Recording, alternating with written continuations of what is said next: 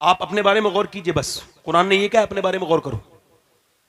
जब खुद ठीक हो जाता है ना तो फिर तबलीग करने की जरूरत नहीं पड़ती, चेहरे से तबलीग होने लगती है। वाह वाह। मुफ्ती आजम जिधर से गुजर गए आज भी उनके कदम की धमक उस जगह मौजूद है। वासिफ अली वासिफ कहते हैं एक बड़ा इंसान जिधर से गुजर जाए कयामत तक उसकी बरकतें उस जमीन पर रहती। अब मेरी तरफ तवज्जो करें, मैं अपनी बहनों से देखता हूं, राबिया बसरी एक बांझ औरत, बांझ थी, औलाद नहीं थी, कनीज थी, आजाद औरत नहीं थी। आज गौर करें आप, महारानियों और महाराजाओं की बीवियां, शहजादियां कितनी आई और अब भी कितनी हैं जो फैशन में मुलव्विस हैं, पूरे दिन फैशन करती हैं, मेकअप करती हैं, खुदा उसके रसूल को नाराजगी का सबब बनती हैं, बनाती हैं अपने आप को। मगर याद रखें मेरी बहनें बैठी, तुम मरोगी, तुम्हारा सिस्टम खत्म, नाम खत्म। मगर राबिया बसरी का रंग काला था, गोरा नहीं था, मगर मियां एक बांझ औरत, मगर 1400-1300 बरस हो गए तकरीबन, आज भी टिंगरपुर में उसका जिक्र ये बता रहा है कि फना से मोहब्बत करो तो फना हो जाओगे और बका से मोहब्बत करोगे तो बाकी। वाह वाह वाह।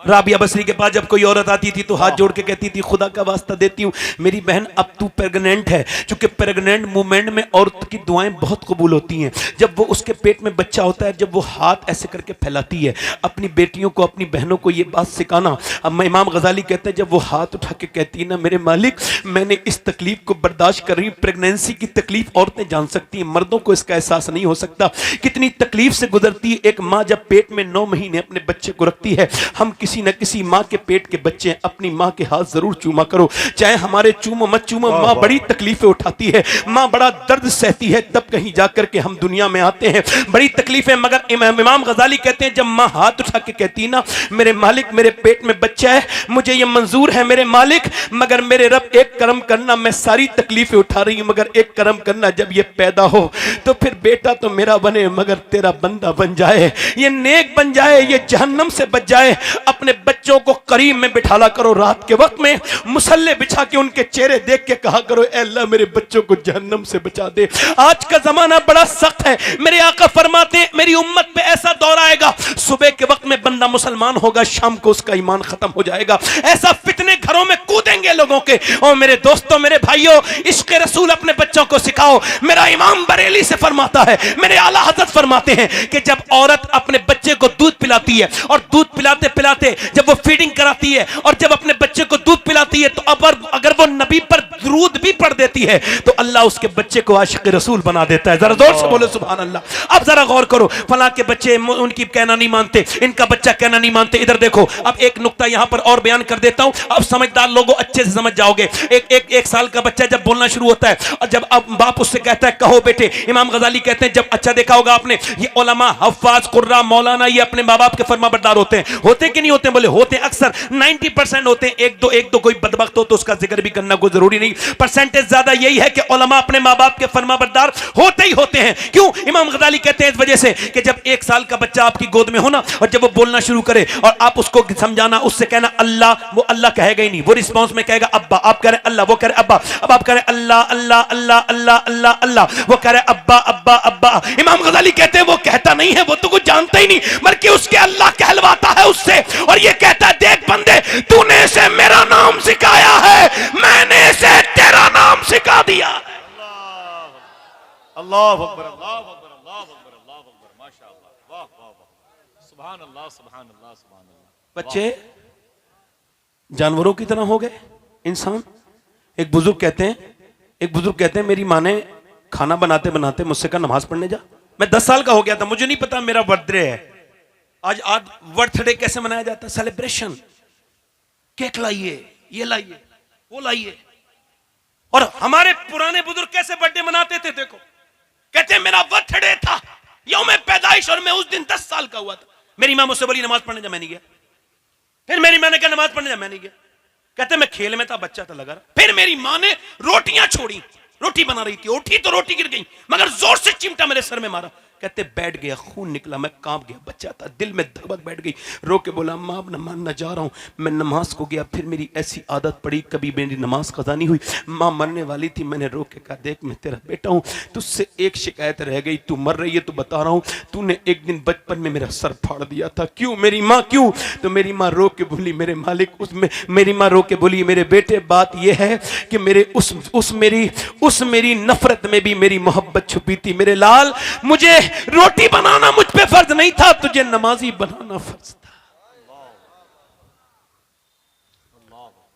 अब जिनके घरों में बड़े बड़े सिनेमा लगे हुए हैं, बड़ी बड़ी एलईडी लगी हुई है, मैं तो बता के जा रहा हूं, कुछ खबर नहीं, अपना पैगाम दे, डाकिया हूं डाकिया। जरूरी नहीं है कि आप मेरी बात पे अमल कर लें, अगर अल्लाह चाहे तो कर सकते हैं, क्योंकि यह तौफीक देने वाला अल्लाह है। जिनके घरों में बड़ी बड़ी टीवियां लगी हुई हैं, वो क्या समझते हैं? जिनके घरों में मोबाइल में 10 साल के बच्चे गंदी तस्वीरें देखने लगे, क्या समझते हैं उनकी नस्ल अब बर्बादी की तरफ जा रही है? बर्बादी ऐसी, ये इमाम हसन का महीना है, आला हजरत का महीना है, ये बात कह के जा रहा हूं। फला की लड़की ने नाक कटा दी, लड़की कभी नाक नहीं कटाती, लड़की सर बुलंद करने के लिए दुनिया में आई है। दुनिया को अगर देखना है तो लड़की जाके देखे मदीने में। मदीने में एक तरफ बाप है, एक तरफ बेटी है, बाप ने बेटी की ऐसी तरबियत की है कि जब बेटी आती है तो हुजूर उठ के खड़े हो जाते हैं, हाथ चूमते हैं, हाथ चूमते हैं, माथा चूमते हैं, फरमाते हैं फातिमा मुझे तेरे अंदर से जन्नत की बू आती है। अब आपने अपनी बेटी को वक्त तो दिया नहीं, ना उससे बात की कभी, ना उसके पास बैठे, हालांकि ये सुन्नत है। आपने अपनी बेटी को क्या दिया? कैमरा और प्रोग्राम।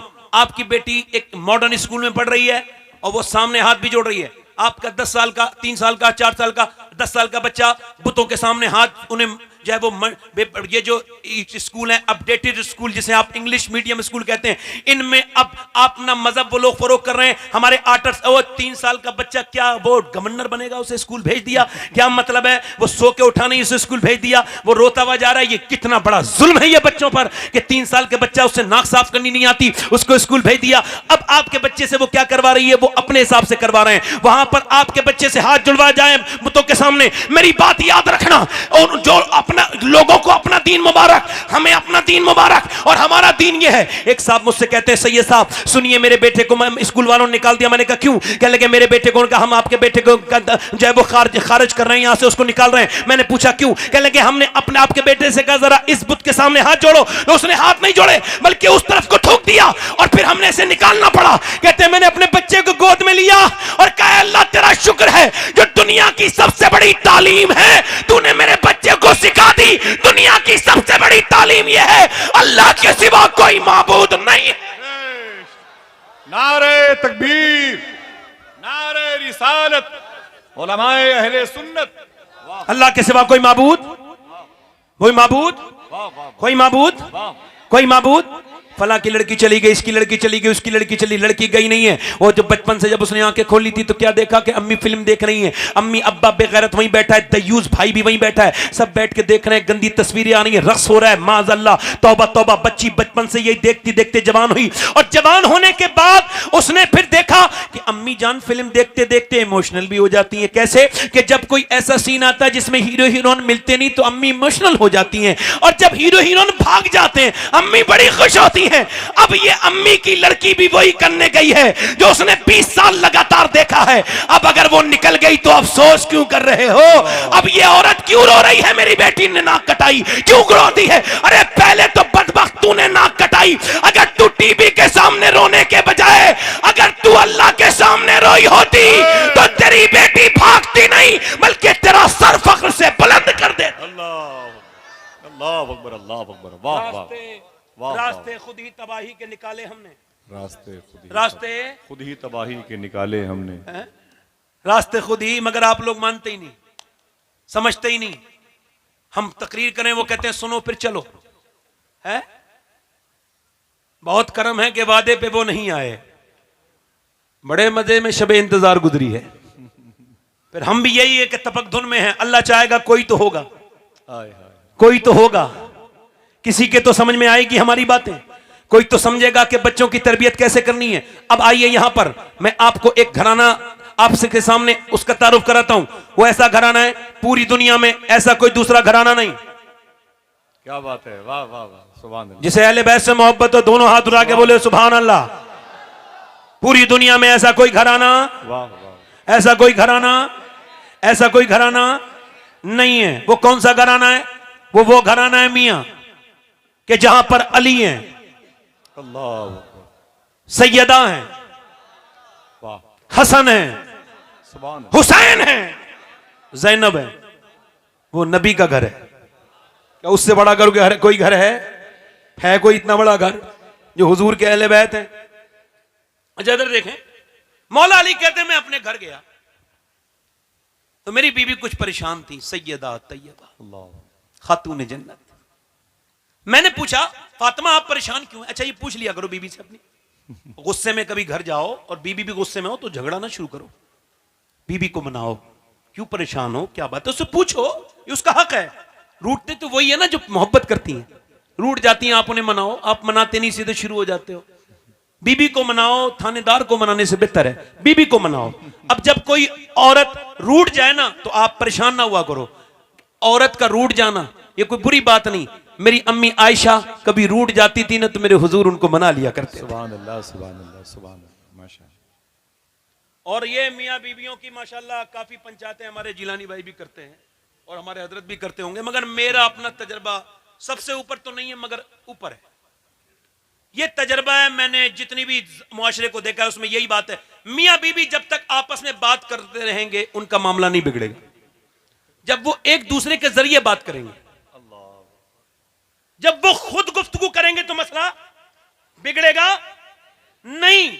अच्छा एक तरफ अम्मी है और एक तरफ बीबी है, अब आप क्या करेंगे? तो जब अम्मी कोई बात कह रही हो तो उस वक्त अम्मी का हौसला बढ़ाओ और कहो कि मेरी अम्मी ठीक कह रही है, आप गलत कह रही हो, अंदर कमरे में ले जाओ और कहो देखो मेरी मां है, कुरान ने मना किया, मैं उनसे उफ नहीं कह सकता। वाह वाह वाह, तो वो मेरी मां है और बूढ़ी हैं और वो बीमार भी रहती हैं, तो देखो मैं तुमसे कहता हूं गलती उनकी थी, मगर चूंकि मैं तुमसे कहता हूं कि मेरी मां है, मैं उनसे कुछ नहीं कह सकता, लिहाजा तुम ही सब्र करो। खुदा की कसम ये चीजें आपकी जिंदगी में खुशियां लेके आए। वाह वाह वाह वाह। मौला अली कहते मैंने कहा फातिमा क्यों परेशान नजर आती हैं? कहने लगी बच्चे बड़े बीमार हैं, आज कोई परेशानी आ जाए तो चलो फलां साहब के पास चलो, फलां साहब हमारी बिगड़ी बना देंगे। मैं किसी साहब का मुखालिफ नहीं हूं, मैं भी ऐसे ही खानदान से बिलोंग करता हूं, मगर बात ये नहीं कह रहा हूं मैं कि इस तरफ जाओ, मैं कहता हूं कि जो इंसान अल्लाह से दूरी बना दे इंसान की। अल्लाह के रसूल की बेटी से कहा तो उन्होंने कहा बच्चे बीमार, तो अली ने कहा चलो दुआ करते हैं। सैयदा ने हाथ उठा लिए, अली दुआ कर रहे हैं, फातिमा आमीन कह रही हैं।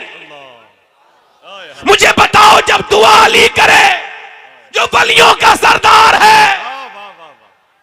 और आमीन फातिमा कहे जो जन्नती औरतों की सरदारा है, अल्लाह अकबर, दुआ हो रही है अल्लाह हमारे बच्चों को शिफा दे दे। हमारे बच्चों को सैयदा अर्ज करती हैं मेरे मालिक शिफा दे दे, फातिमा 3 रोजे रखेगी, फातिमा 3 रोजे रखेंगी, अल्लाह शिफा दे दे, शिफा दे दे। अल्लाह का फजल हुआ, शिफा हो गई, कहीं जाने की जरूरत नहीं। मेरी बहनों को मुसल्ले बिछाना सीखो, अल्लाह के सामने रोना सीखो। मेरी बेटियों मेरी बहनों अपनी आंखें भिगोया करो, तुम्हारे अश्क इधर उधर फेंकने के लायक नहीं है, नालियों में जाने वाले अश्क नहीं है। आंसुओं का बेहतरीन कदरदान अल्लाह है, आंसुओं को अगर बेचोगे तो टीन के पीपा तो बिक जाएगा मगर आंसू कोई नहीं खरीदता। मगर मेरा अल्लाह कहता है मैं बहुत महंगे आंसू खरीदता हूं, मैं एक आंसू के बदले में जन्नत दे देता हूं। मैं इतने महंगा खरीदार हूं आंसुओं का, दुनिया का। दुनिया में आप किसी के पास चले जाएं, कहीं भी रो लें, आपकी इज्जत घट जाएगी, मगर अल्लाह के सामने रोएंगे तो इज्जत बच भी जाएगी और बढ़ भी जाएगी। याद रखें, अपने रब के सामने मेरी बहनें रोना सीखें और अपने रब के सामने गिड़गिड़ाना सीखें। नबी की बेटी ने अर्ज की मालिक शिफा दे दे, मैं अपने बच्चों को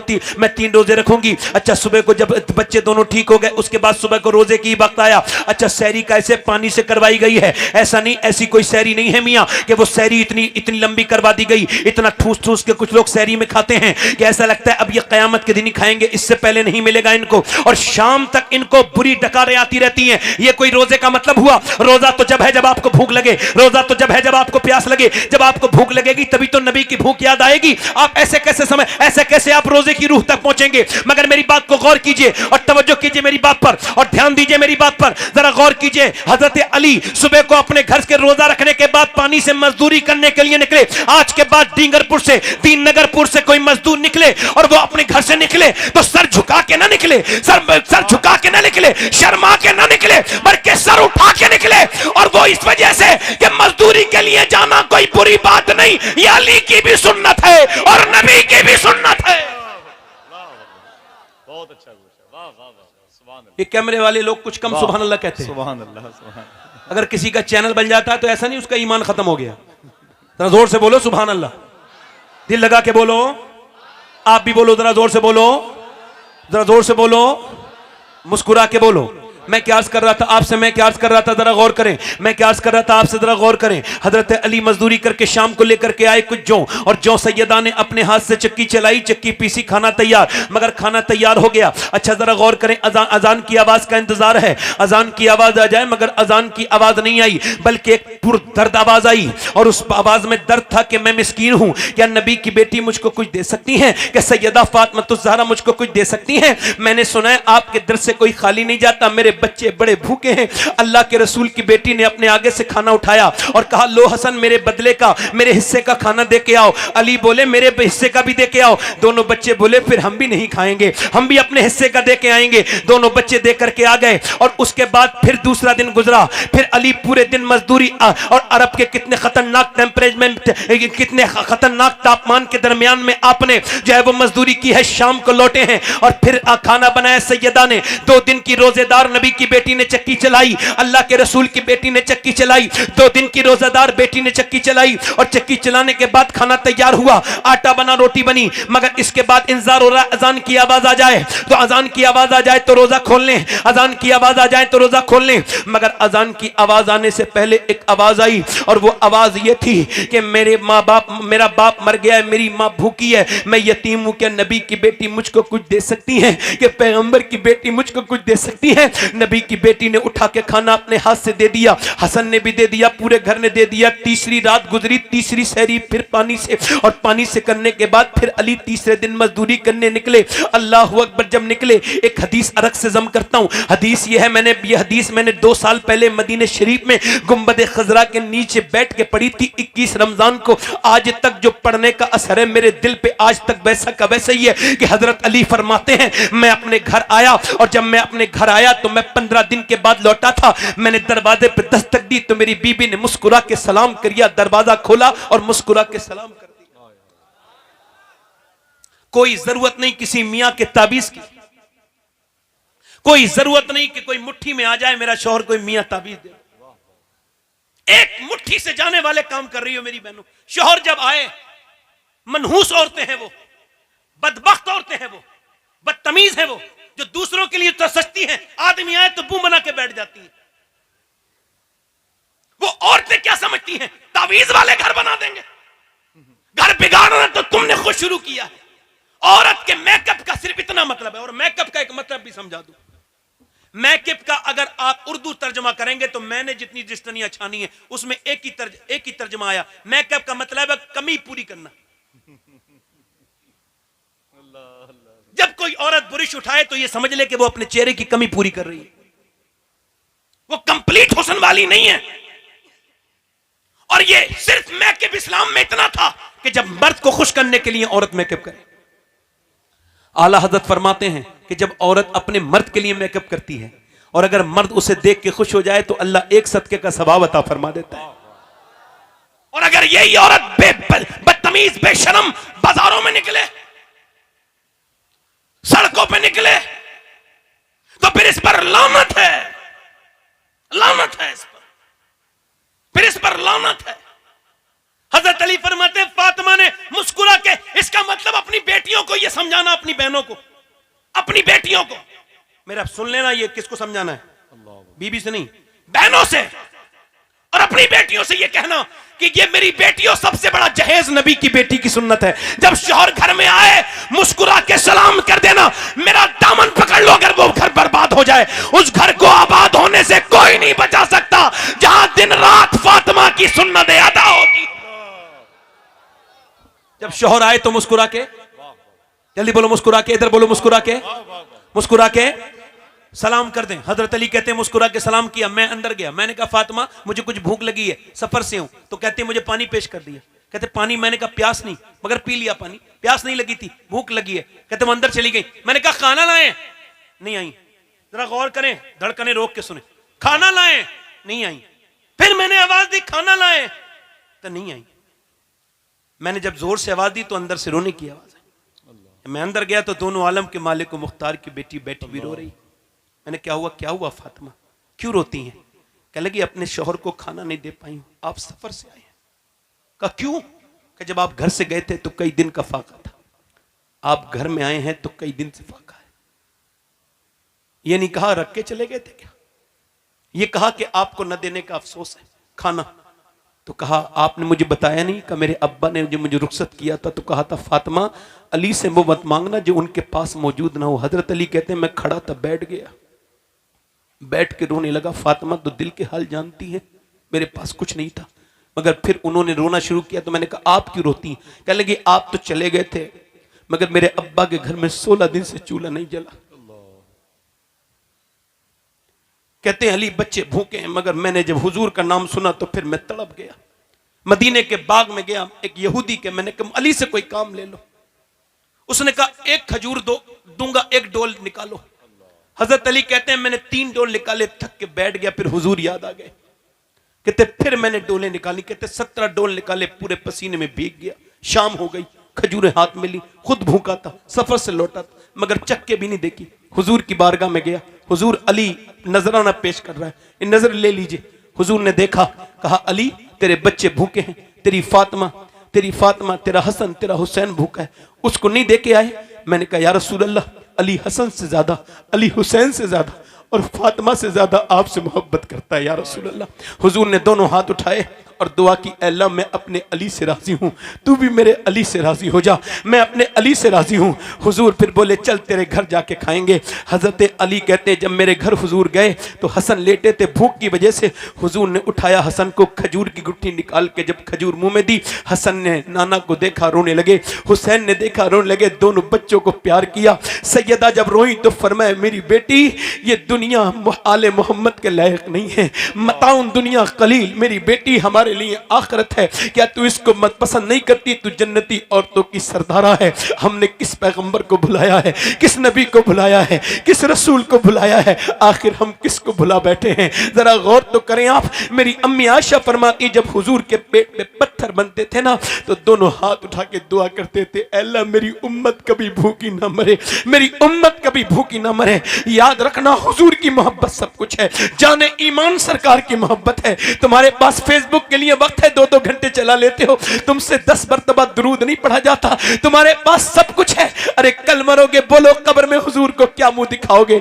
हुजूर जब जलवा फरमा होंगे, हुजूर ने पूछ लिया तेरे पास तो इंस्टाग्राम के लिए वक्त था, मगर मेरा कुरान तो तूने नहीं पढ़ा जो मैंने तुझको दिया था। उस कुरान पे तो आज उस कुरान को तो भुला बैठे हैं, उस पैगंबर की लाई हुई चीजों को तो भुला बैठे हैं। हाय अफसोस मुसलमानों पर। अल्लाह अकबर। मौला अली कहते हैं मैं तीसरे दिन गया और तीसरे दिन के रोजे से मेरे बच्चे, मेरी बीबी, मैं बड़ी मुश्किल से कम आया। फरमाते शाम के वक्त में मैंने खाना तैयार किया, फातिमा ने खाना तैयार किया, चक्की चलाई, 3 दिन की भूखी नबी की बेटी ने और 3 दिन की रोजदार ने खाना बनाया। जब खाना बन के तैयार हो गया, आवाज आने वाली थी, अजान की आवाज आ जाए, मगर अजान की आवाज आने से पहले एक आवाज आई, मैं एक गैर मुस्लिम हूं और एक असीर हूं, मैं एक कैदी हूं, मेरे घर मैंने खाया कुछ नहीं, मैं बड़ा भूखा, मुझे किसी ने कुछ नहीं दिया, मगर चौराहे पे किसी ने बताया है जिसे कहीं कुछ नहीं मिलता उसे जाके जाओ, तो वो नबी की बेटी के घर से खाली हाथ नहीं जाता। क्या आप एक गैर मुस्लिम को कुछ दे सकती है भूखे को? नबी की बेटी ने खाना उठा के दे दिया। हसन के आगे का खाना, अली के आगे का खाना खुद न खाते हैं, भूखों को खिला देते हैं। कैसे साबिर है मोहम्मद के घराने वाले, आज ये तीसरा दिन है अहले बैत पर। अरे तुम भी तो खाना खाते हो, हम भी तो खाना खाते हैं, आप भी तो खाना खाते हो। मेरे भाइयों जरा गौर तो करो आप कि अली जब अजान के बाद मस्जिद में गए, दोनों बच्चे भूख से कांपते थे, दोनों बच्चे पीले होते थे। अली को जब नबी ने देखा, दोनों बच्चों को प्यार किया, अपने नवासों को, और मेरे आका ने फरमाया अली तेरी इस अमल को, तेरी बीबी के अमल को अल्लाह ने कबूल किया है। अल्लाह ने जिब्राइल को भेजा है और फरमाया वो यतईमुना तामा अला हुब्बिही मिस्कीना व यतीमा व असीरा। जरा गौर तो करें आप, ये रोजे 3 दिन के थे। मैंने अर्ज किया सैयदा रोजे 4 दिन के क्यों नहीं है, रोजे ये 3 दिन के क्यों हैं, ये 2 दिन के क्यों नहीं रखे गए? तो मदीने से आवाज आई, ये यजीद के लिए जवाब था मदीने से कि तू मेरे हुसैन को 3 दिन भूखा प्यासा रखेगा तो ये घबराएगा नहीं, क्योंकि इसकी मां ने घर में मदीने में इसकी तरबियत और इसकी प्रैक्टिस करा के भेजा। नारे तकबीर, नारे रिसालत, फज़ाइल अहले बैत मुस्तफा, मसलके आला हजरत। वाह वाह वाह, सुभान अल्लाह। हुसैन बनते नहीं खुदा, जल्दी बोलो खुदा। अली, अशरफ अली थानवी ने भी लिखा है, इस वजह से कह रहा हूं, हमारे उलमा ने भी लिखा है कि मौला अली घोड़े पर बैठते बैठते एक कुरान पूरा कर लेते थे। घोड़े पर बैठते बैठते, समझ में आया? जो समझ में आया वो करामत नहीं होती। नहीं समझ में आई ना? बैठते बैठते एक कुरान पूरा। आपने पहले रकाब पर पांव रखा, जीन पर बैठने से पहले कुरान कहते हैं मेरी शादी हुई फातिमा से, जब वो घर में आई चक्की चला रही थी, मैंने कहा सैयदा मैं कुरान ऐसा पढ़ता हूं आपके अब्बा की बरकत से, एक पांव रखता हूं रकाब पर, घोड़े पे बैठने से पहले कुरान पूरा। आप कैसे कुरान पढ़ती हैं? फरमाया मेरे सरताज अपने अब्बा की बरकत से फातिमा चक्की चलाती है और उसके बाद अपने चक्की के पाट को घुमाती है। एक राउंड पूरा नहीं होता कि फातिमा का कुरान पूरा हो जाता है। अरे जब बाप ऐसा कुरान पढ़े और माँ ऐसा कुरान पढ़े तो बेटा अगर नेज़े पे चढ़ के कुरान पढ़े तो हैरत की बात क्या है? वाह वाह वाह वाह वाह। ये एक आशिक रसूल के चहलुम की फातिहा है। वाह वाह, सुभान अल्लाह। जिलानी भाई के दादा मुझे बताया, हालांकि बताते ही किसी को बताते नहीं है, उन्होंने मुझे बताया कि मैंने 2 बार हुजूर का दीदार किया। कितनी बार बोलो? 2 बार हुजूर का दीदार किया। ये सब उनकी दुआएं हैं। बुजुर्गों की दुआएं लिया करो, बुजुर्गों की दुआएं कभी खाली, इधर देखो खाली, जल्दी बोलो खाली। अब आते हैं इमाम हसन हुसैन पर, जरा जोर से बोलो सुभान अल्लाह। अफजल है कुल जहां में घराना। ओए बोलो तो सही जरा, बोलो तो सही जरा यार, बोलो। अफजल है कुल जहां में घराना, हुसैन का अफजल है कुल जहां में घराना हुसैन का। अरे नबियों का ताजदार है नाना, नाना नाना। अच्छा, हर नबी, उलमा लिखते हैं हर नबी सबसे खूबसूरत अपने जमाने में उसकी आवाज सबसे खूबसूरत। ये मोजज़ा नबी का होता है, उसकी आवाज, जल्दी बोलो, सबसे खूबसूरत। अब यूं कहो कि इस्माइल के जमाने में इस्माइल से ज्यादा कोई खूबसूरत नहीं, बोलो नहीं। इब्राहिम अलैहिस्सलाम के जमाने में उनसे ज्यादा कोई खूबसूरत, आसिफ भाई, उनसे ज्यादा कोई खूबसूरत नहीं है। यूं कहो कि मूसा जिधर से निकल जाए दिन निकल आए, मूसा जिधर से गुजरे जो अल्लाह का कलाम करे उसके चेहरे का हाल क्या होगा?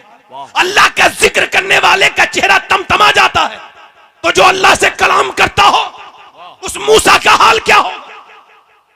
मूसा का चेहरा ऐसा है जो देख के देखता रह जाए। मूसा का चेहरा इतना हसीन है, जरा देखें आप। इब्राहिम के जमाने में इब्राहिम के चेहरे का कोई जवाब नहीं, ना उनकी नाक का जवाब, ना उनके होठों का जवाब, ना उनकी आंखों का जवाब, ना उनकी पेशानी का जवाब। ना इलियास के जमाने में उनकी आवाज का कोई जवाब, ना दाऊद के जमाने में उनकी आवाज का कोई जवाब, ना उनके चेहरे का कोई जवाब, ना सुलेमान अलैहिस्सलाम के जमाने में उनका कोई जवाब, ना उनकी आवाज का कोई जवाब, ना उनकी खूबसूरती का कोई जवाब। यूसुफ अलैहिस्सलाम के चेहरे के मुकाबले का चेहरे का हाल यह था कि जो एक मर्तबा देखे देखता रह जाए, जाए और औरतें अपनी उंगलियां काट लें, ये हुस्न यूसुफ है। मगर आइए अब मेराज की शब चलते हैं, सारे नबी जमा हैं। कहां पर जमा हैं? सारे नबी जमा हैं, और वो सारे नबी जमा हैं बैतुल मुकद्दस में। अब नबियों का इमाम गया है, हालांकि हजरत यूसुफ की पेशानी का कोई जवाब नहीं, मगर बरेली का इमाम पुकार उठा, जिसके माथे शफाअत का सेहरा रहा, उस जबीने सादत पे लाख।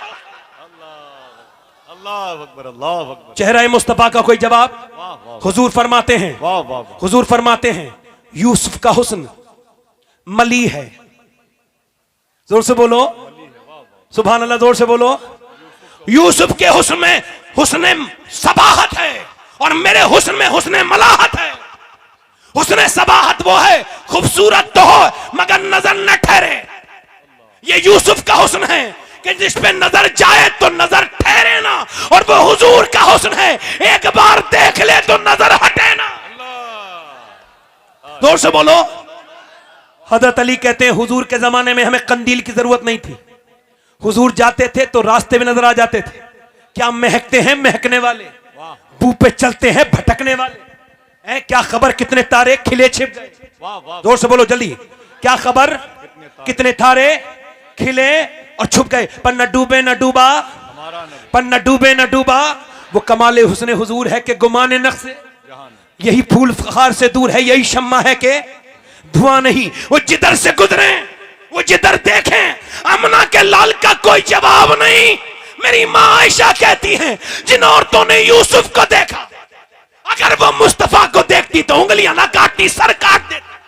मगर मेरा इमाम आता है, और जब मैदान में आया मेरा इमाम और कहा उर्दू में एक शेर, तो मैं कहता हूं कि सनत तजाद में कोई ऐसा शेर उर्दू में कह के दिखाए, मैं उसके बच्चों का गुलाम हो जाऊं। ये शेर जो मैं पढ़ रहा हूं दावे के साथ, मेरा इमाम कहता है उसने यूसुफ पे कटी मिस्र में अंगुश्ते जनान, सर कटाते हैं तेरे नाम पे मर्दाने अरब। एक तरफ यूसुफ है, एक तरफ मुस्तफा है, एक तरफ मदीना है, एक तरफ मिस्र है, एक तरफ औरतें हैं, एक तरफ मर्द है, एक तरफ औरतों की उंगलियां हैं, एक तरफ सर है, एक तरफ उंगलियां कट गई, फिर भी ईमान नहीं लाए।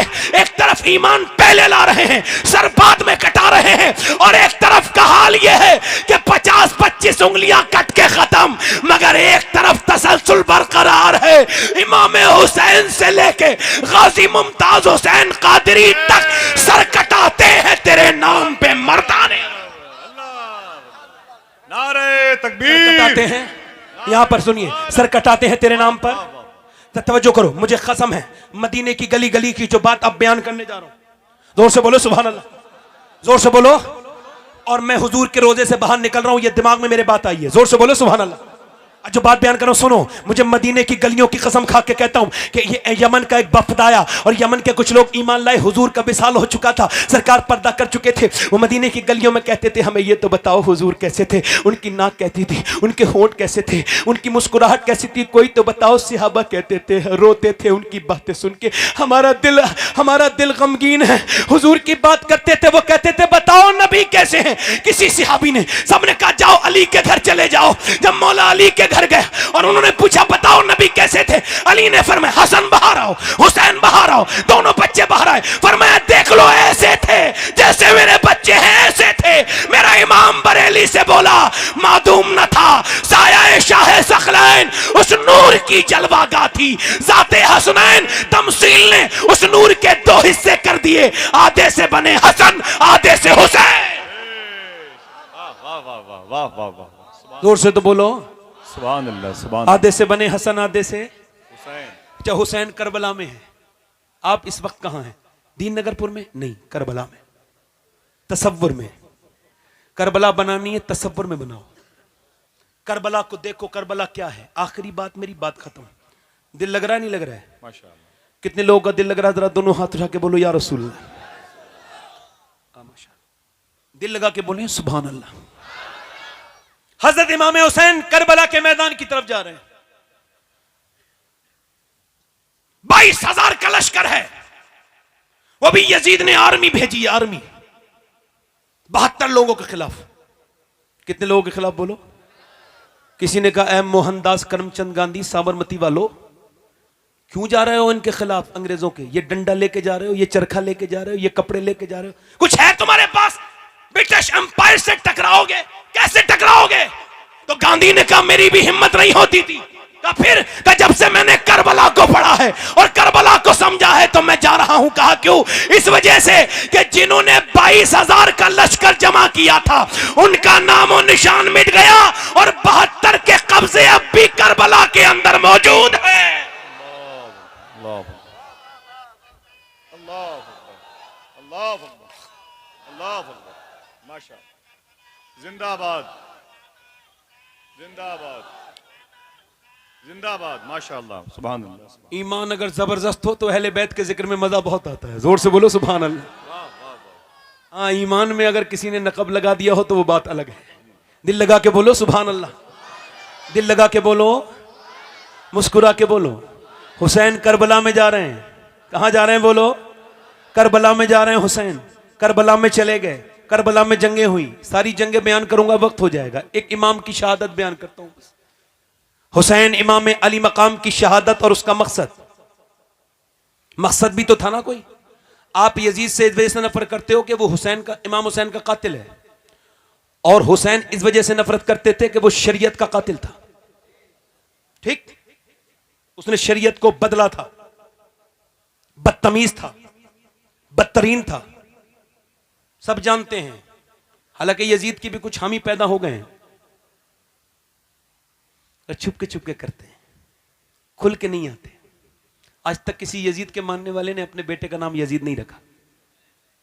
यह तो कहत का आलम है।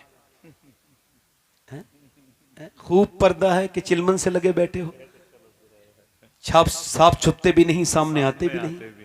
कह दो ना आपके हैं यजीद, मगर हम अल्हम्दुलिल्लाह आला हजरत के मानने वाले हैं। जोर से बोलो। अब जरा आगे आइए। हम अहले बैत के गुलाम इमाम हुसैन करबला के मैदान में जा गए हैं, जाके फरमाते हैं मुझे पहचानो, मैं हुसैन हूं। हुसैन ने ये खड़े होके इस वजह से कहा कि ताकि कल को ये कह ना सके आपने खत दिखाए, ये खत तुम लोगों ने लिखे थे, मैं आया। अगर इमाम अली मकाम ने उनसे कहा मुझे यजीद से मैं इस मुल्क को छोड़ के चला जाता हूं, मगर उनका नहीं, या तो बैत करो या फिर जंग लड़ो। इमाम ने फरमाया ठीक है। अच्छा, जब जंग शुरू हुई उधर से एक औरत अपने बच्चे की खरीदारी शादी की करके जा रही, जवान बच्चा साथ में था। बेटे ने सुना आवाजें आ रही हैं, माने का देख के आओ बेटे, कैसा शोर है। बेटा आके रोने लगा, कहा मैंने देखा एक शख्सियत खड़ी है मैदान करबला में, उनकी जुल्फें इतनी खूबसूरत, उनका चेहरा, मैंने इतना हसीन इंसान नहीं देखा, सूरज से ज्यादा उनका चेहरा चमकता था। मैंने पूछा कौन है? कहा हुसैन इब्ने अली है। कहा अच्छा, कहा फिर? कहा उन पर बड़ा आजमाइश है अम्मा, बड़ा उन पर इम्तिहान का वक्त है। अम्मा ने कहा बेटे चल ये शादी वादी की तैयारी तो छोड़, मैं तुझसे एक बात पूछूं, मैंने आज तक तुझसे अपने दूध का कर्ज नहीं मांगा, आज मांगती हूं। का बोल बेटे। बोलो मेरी मां। का मेरे बेटे बात यह है कि तू ऐसा करके आज हुसैन के ऊपर कुर्बान हो जा। मैं कैसे शादी रचाऊं जबकि फातिमा के घर को लूटा जा रहा है, मैं कैसे शादी रचाऊं? जब उस औरत ने यह कहा, बेटा बोला अगर तू मां नहीं कहती मैं फिर भी यही करता जो तू कह रही है। बेटा गया इमाम से कहने लगी मां मेरे बेटे को कबूल फरमा ले। इमाम ने फरमाया कि तेरा जब ये बुढ़ापे का सहारा है। कहने लगी मुझे बुढ़ापे का सहारा नहीं, आखिरत का सहारा चाहिए, आखिरत का। मेरे बेटे को हुजूर कबूल फरमाए। इमाम ने फरमाया ठीक है। का वादा करें आप कि जब आप इस पर कर्म करेंगे तो इसकी मां को याद रखेंगे। इमाम ने फरमाया ठीक है। अब वो बच्चा गया, वो जब जंग लड़ रहा था, मां ऐसे करके अपनी झोली फैला के कहती थी, ए मेरे मालिक मेरे बच्चे पर फजल फरमा दे, इसकी शहादत कबूल कर ले। जब मां ने दुआ मांगी, गर्दन कटी, आकर के उसकी दुआ, मां की दुआ के दौरान गर्दन कट के झोली में गिरी। मां ने बाल पकड़े बच्चे के और घुमा के सर फेंका यजीदियों की तरफ और कहा ये लो, जो चीज हम अल्लाह की राह में दे देते हैं वापस नहीं लेते। अल्लाह अकबर अल्लाह अकबर अल्लाह। कोई क्या मुकाबला करेगा हुसैन के गुलामों का? अच्छा, इमाम गए हैं अपने खैमे में, सब शहीद हो गए। आखिरी अपने बेटे को, अपने भतीजे को उठा के लाए कासिम को, तो उनका अच्छा उनको उठा के लाए तो टुकड़े अपने गठरी में बांध के लाए। अपने भाई अपने बेटे को लेने गए तो हजरत अली अकबर आंखों में आंसू थे। अब्बा, कहा बेटे मेरे रोते क्यों? शहीद रोते नहीं शहादत के वक्त? कहा अब्बा मैं अकेला रह जाऊंगा, भाई आप अकेले रह जाएंगे, भाई बीमार है। इमाम ने फरमाया तेरे बाप के साथ अल्लाह है, परेशान ना हो। इमाम अपने जवान बेटे की लाश को भी उठा के लेके आए। ये कहना कितना आसान है,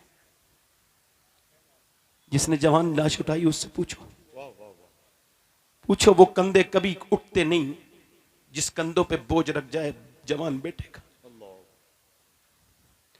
मगर जो जवान बेटे की मैयत पे न रोया वो हुसैन, जिसने सब कुछ खो के भी कुछ भी न खोया वो हुसैन।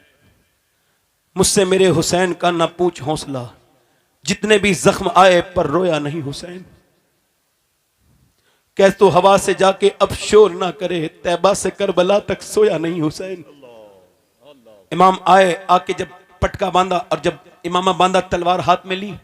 जब तलवार हाथ में ली है तो इधर से पीछे से एक जवान बेटे ने कांदा का, अब्बा मुझे जाने दें।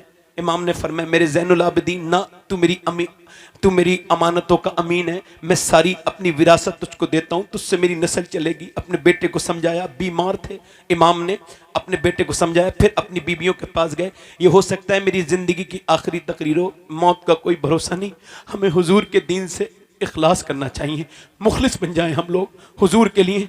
आप जरा गौर करें, इमाम मेरा जा रहा है, अपनी बहन से कह रहा है रोना मत, बीबियों से कह रहा है रोना मत, बेटी से 15 साल की बेटी भी है और 6-7 साल की सकीना भी है, कहते रोना नहीं।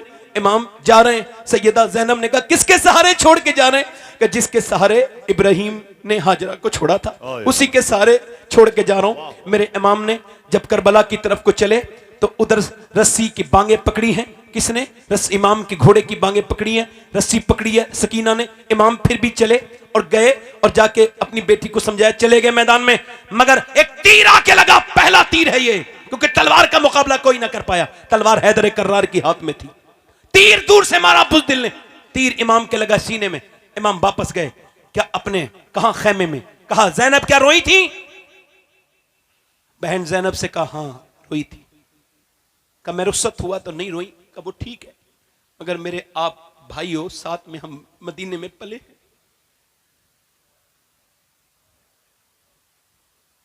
अब्बा की गोद में, मगर अब जब आपके तीर लगाए तो मेरे भाई, मैं बहन हूं आखिर। आवाज निकल गई, हुसैन तेरा नाम लब पे आ गया। फरमाया ना, मेरी ज़ैनब जब मौरिख तारीख लिखेगा तो खाली हुसैन इब्ने अली की तारीख नहीं, बल्कि ज़ैनब बिन्ते अली की भी तारीख लिखेगा। मौरिख लिखेगा कि एक बहन ऐसी थी जिसने अपने बच्चे कुर्बान कर दिए, एक ऐसी बहन थी जिसने अपने भाई के लिए अपना घर छोड़ दिया, एक ऐसी बहन थी जो करबला से उसकी नस्ल को बचा के मदीने तक लेके गई।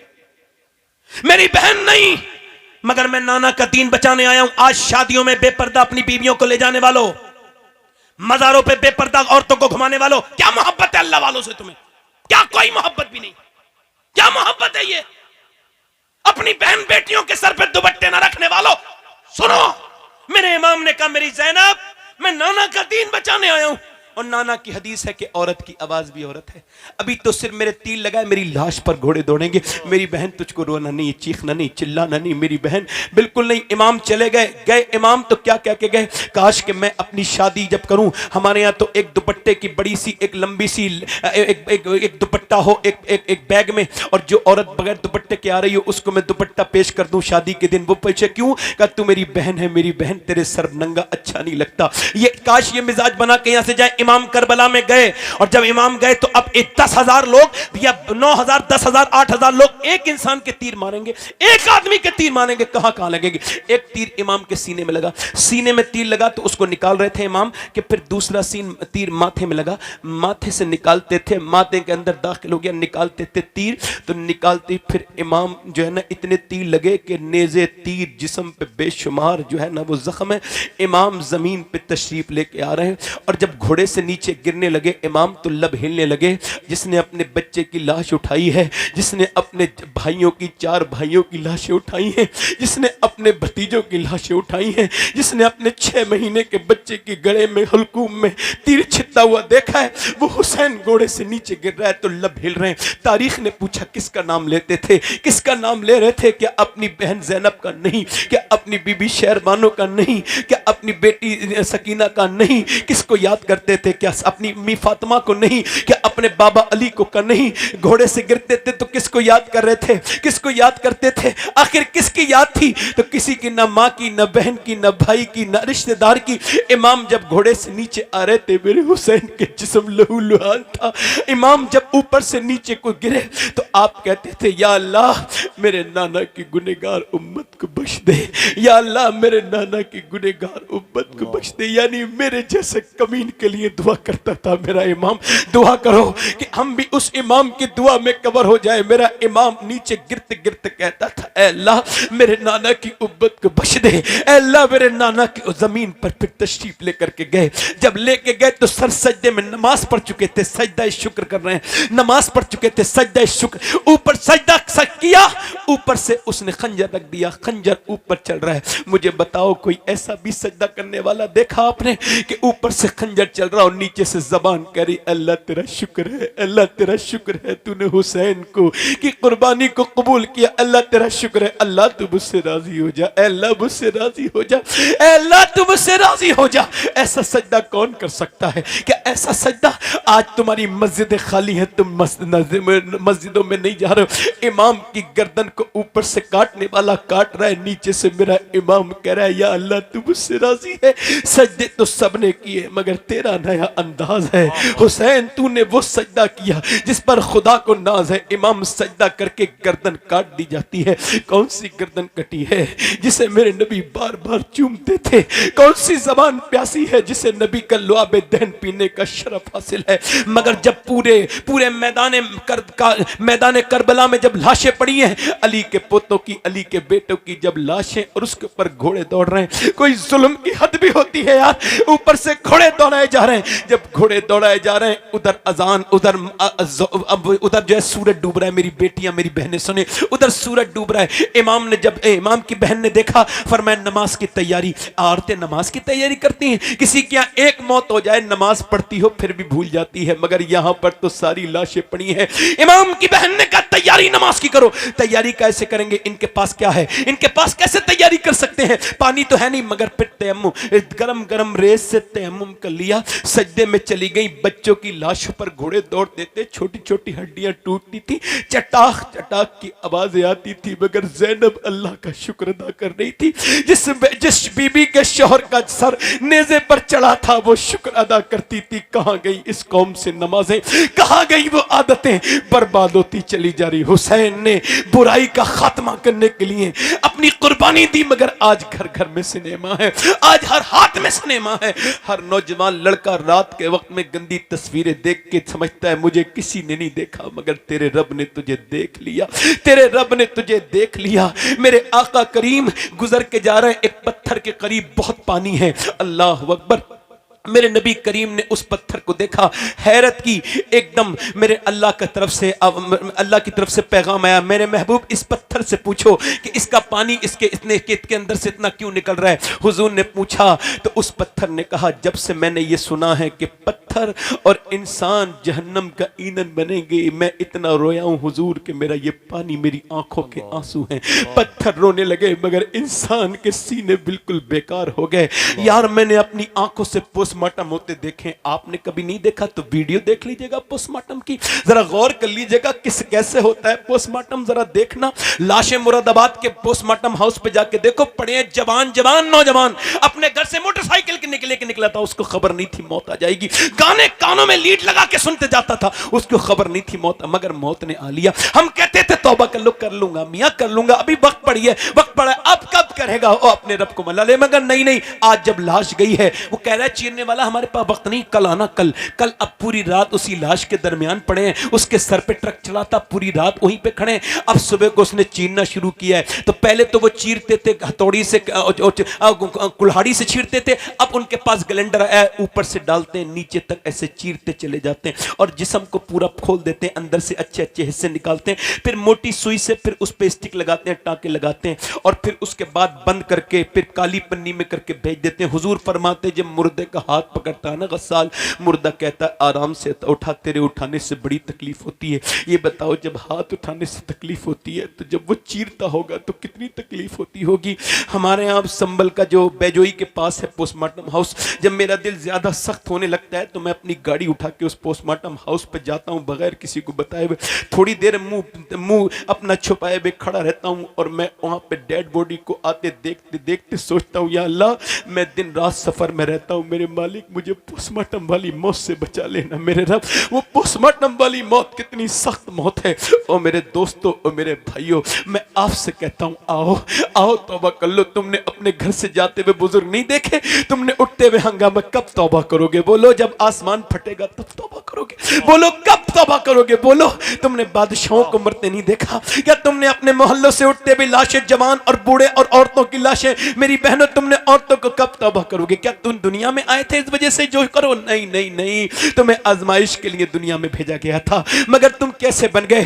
ओ दोस्तों, रातों के वक्त में मोबाइलों में गंदी तस्वीरें देखने से क्या समझते हो? तुम्हारा रब तुमसे गाफिल नहीं, वो तुमको देख रहा है, वो हर जगह देख रहा है। मैं जितने दिल से गुफ्तगू कर रहा हूं वो ये भी देख रहा है, और आप जितने दिल से सुन रहे हो आप भी। कयामत के दिन मैं मुझसे हिसाब सुनाने का होगा तो आपसे सुनने का भी हिसाब होगा। मैं आपसे पूछता हूं, बताओ, क्या मेरा रब तुम्हें देख नहीं रहा है? बताओ बताओ, जरा गौर करो। आखिरी बात बयान करता हूं और अपनी बात को खत्म करता हूं। आखिरी बात मेरी यह है, एक किफल नाम का लड़का था, हर रात नई लड़की बुलाता था, हर रात नई लड़की बुलाता था। इतना मालदार था, इतनी दौलत थी उसके पास, हर रात नई लड़की, बिल्कुल नई लड़की जिसे किसी ने न छू, इतने पैसे थे उसके पास, हर रात नई लड़की बुलाता था। किफल नाम था। हुजूर फरमाते, एक दिन एक लड़की आई तो वो रोने लगी।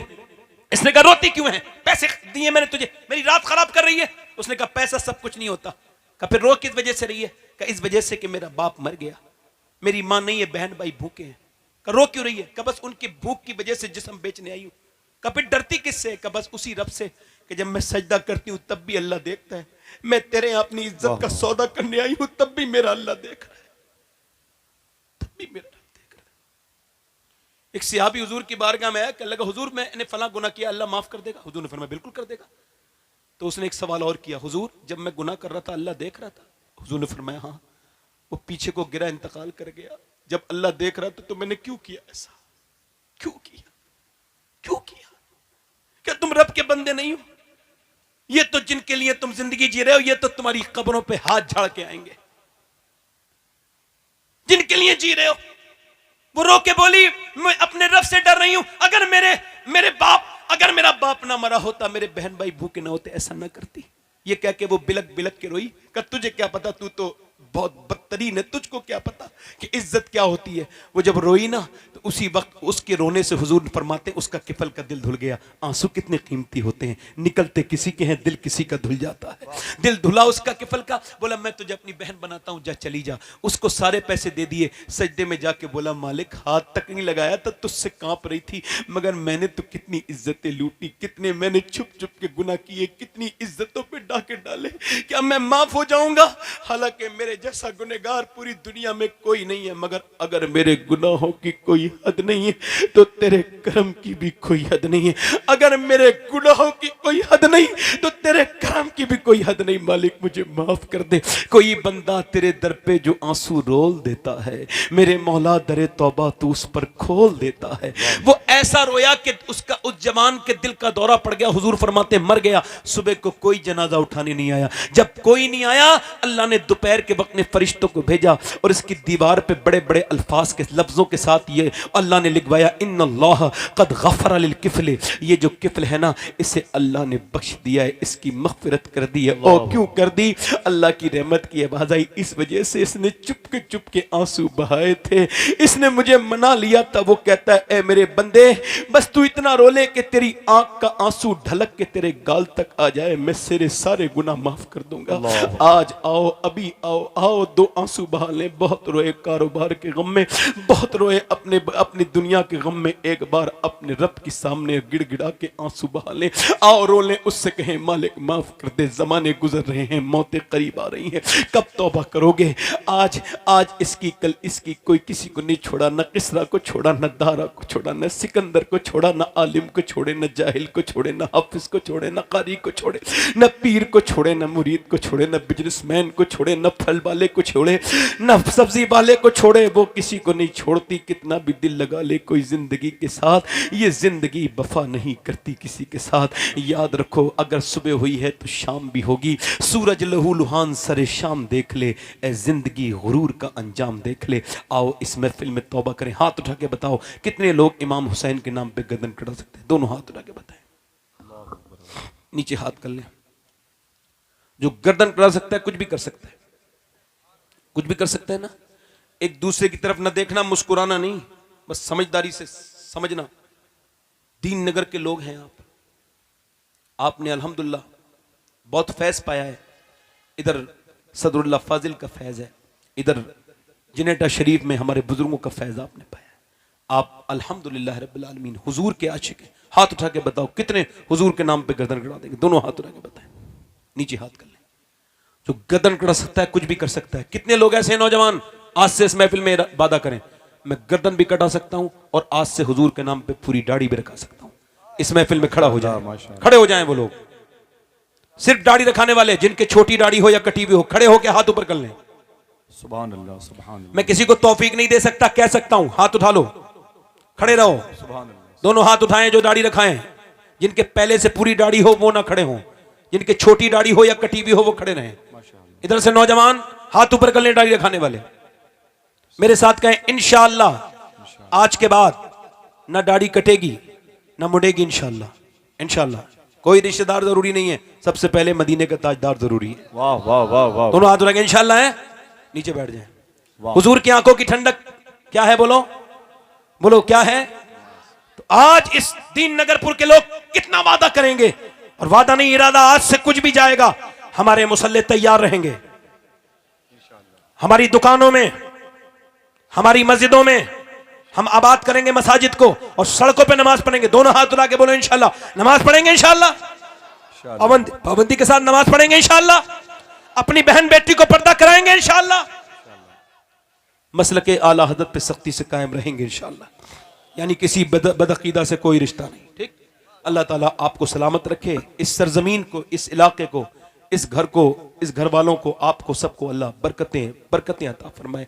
आप सब अल्लाह करे तो बार बार मदीना देखें, अल्लाह आपको बार बार बगदाद शरीफ दिखाए, अल्लाह आपको करबला दिखाए। मैं कमिल आदमी हूँ, बड़ा बेकार सा इंसान हूँ, मुझसे कोई गलती हो गई हो तो मेरी बात को आप माफ़ कर दीजिएगा, कोई अच्छी बातें लगी हों तो उनको आप अमल करें।